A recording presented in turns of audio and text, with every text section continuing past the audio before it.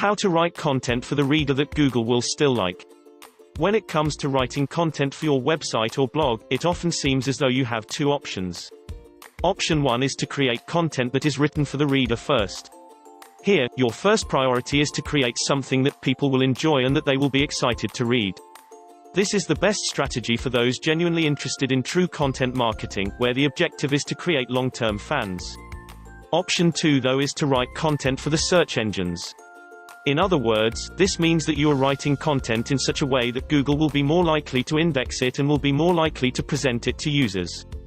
The risk here is that while you might gain exposure, you could risk losing the enjoyment of your readers and thereby building trust and authority.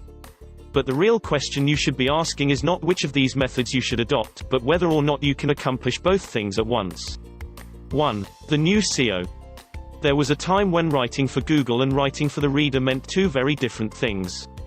At this time, SEOs were focused on trying to hack Google's algorithms and effectively game the system. Google primarily ranked content based on the repetitious use of keywords and phrases, and this meant that a smart SEO could simply insert the same keywords into their content over and over in order to make something that would rank highly on Google. Of course, this did not result in content that was readable or enjoyable for the visitor. Fortunately, Google has wisened up to those methods and is now much savvier at spotting blatant attempts at manipulation. If you repeat the same key terms over and over again, your website is likely to get penalized rather than reaching the top. Instead, Google is now smart enough to look for real language and writing around the topic.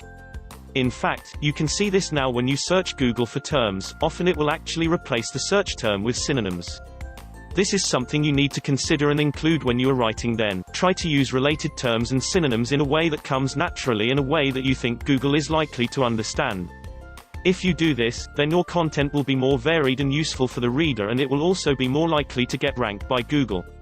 2. The message to remember. The key take-home to remember through all of this is that Google wants to rank the best quality content.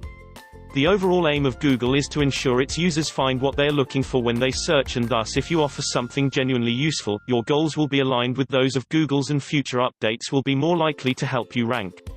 On the other hand, if you are trying to dupe Google, then your site will get hurt with each future improvement. And if you want to learn more,